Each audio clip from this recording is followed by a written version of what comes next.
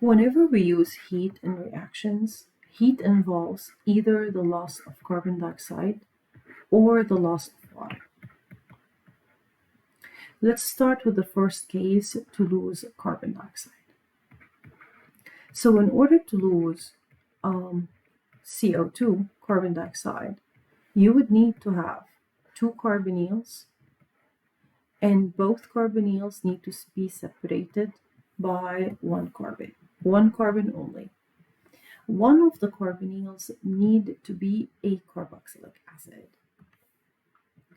The other one, it doesn't matter. So the other one can be a carbon in there, or it can be another carboxylic acid. So let's have a case of another carboxylic acid. It can be actually any group in there. So it really doesn't matter.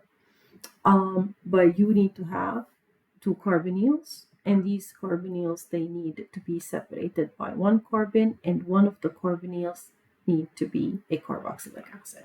So in this case, when you react this with heat, or when you heat the starting material, then you're going to end up losing carbon dioxide.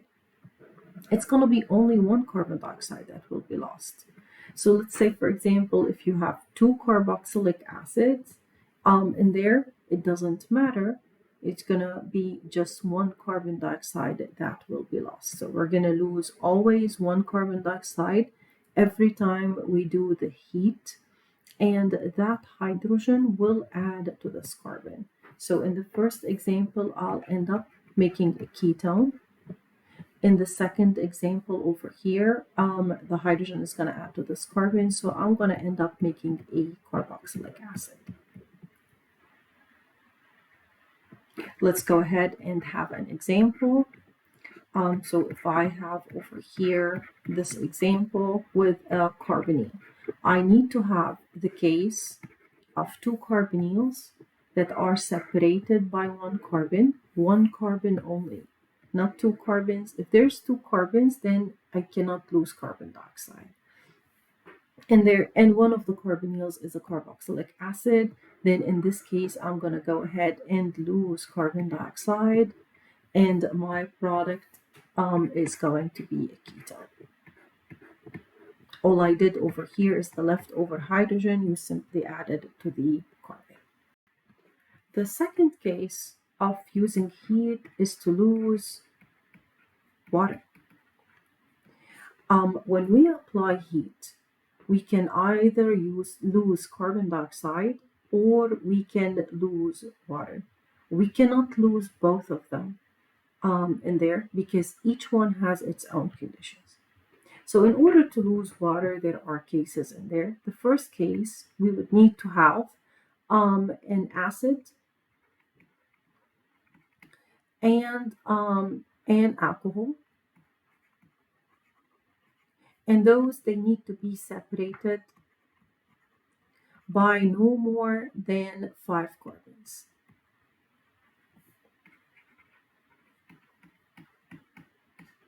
Because every time I lose water, I am going to end up making a cycle with these compounds. And the maximum number of members in the ring in the cycle has to be 6 and not more than that. So I can make a cycle of 3, I can make a cycle of 4, a cycle of 5, and a cycle of 6. That is the max. So I need to have, this is an example of a molecule in there, having an acid on one end and an alcohol on the other. And as I said that, the acid and the alcohol, they have to be separated from each other by no more than 5 carbons. Here in this example, they are separated from each other. This is going to be 1, 2, 3, and 4 by 4 carbons in there. So the reaction can happen. In this type of reaction, I will be using heat. Normally, heat, whenever you use water, involves the use of acid. Any strong acid can do the job. Sulfuric acid, phosphoric acid, it really doesn't matter in there.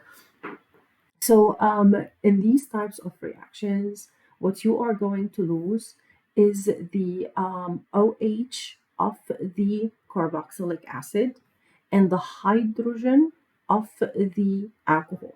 So it's not the OH of the alcohol, because if you lose the OH of the alcohol, you're down to the carbon. You cannot do this.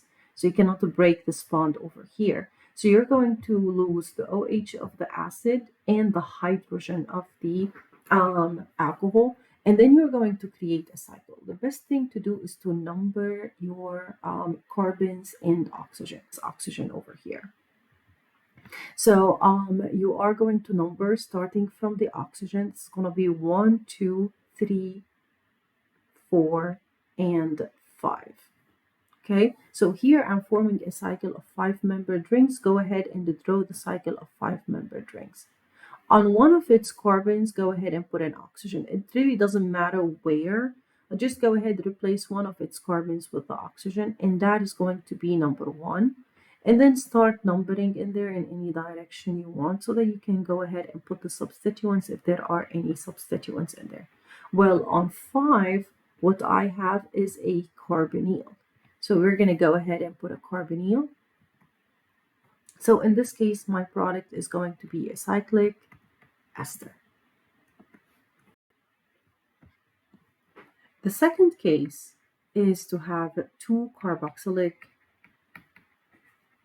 acids, and again, they should be separated by no more than 5 carbons. By no more than 5 carbons, because the maximum number of carbons or members in the cycle that you can form is 6. And let's have an example over here. So this is going to be a carboxylic acid. Okay. And this is another carboxylic acid in there. Here you go. So these carboxylic acids, first of all, you have to double check and see if they are separated by more than 5 carbons. If they are, then whenever you are using heat, you cannot lose water. They're going to be too far away for the reaction to happen in there. So there will be no loss of water. So go ahead and check and start numbering from the oxygen of the acid, one of the oxygens of the acid. So that's going to be 1, 2, 3, 4, 5, and 6. So you number from the oxygen of the one of the acids in there to the carbonyl always, because this is going to be the carbons of your cycle. You will be losing a hydrogen from one carboxylic acid and an OH from another carboxylic acid. So this is going to be the loss of the water in this case. You will form a cycle of 6-membered rings. So go ahead and draw the cycle of 6-membered rings. Then you're going to replace one of the carbons with the oxygen, doesn't matter which one in there, and number that oxygen carbon number 1. And then go ahead and put the substituents. So you have carbon 2, 3, 4, 5, and 6. So in this case, on 6, I have a carbonyl. On 2, I have a carbonyl. So I'm going to end up getting a cyclic anhydride. This is for the case whenever you have 2 carboxylic acids that are separated by no more than 5 carbons. They can be separated by 4 carbons, by 3 carbons in there. If they are separated by 1 carbon, then you are going to lose carbon dioxide instead. So pay attention to that. It's either or. The third case is whenever you have 2 alcohols, again separated by no more than 5 carbons. So let's have an example over here. I'm going to end up having an OH here and an OH in there. Here in this case, my alcohols are separated by 1, 2, 3, and 4 carbon. So if they are separated by 4 carbons in there, I'm going to lose a hydrogen from one and an OH from the other. So I'm going to make a cycle of 5-membered rings in there, including the oxygen. Always start numbering from the oxygen. So it's going to be 1, 2, 3, 4, and 5. And you're going to form a cycle of 5-membered rings. Add your oxygen or replace your carbon with one of the oxygens in there.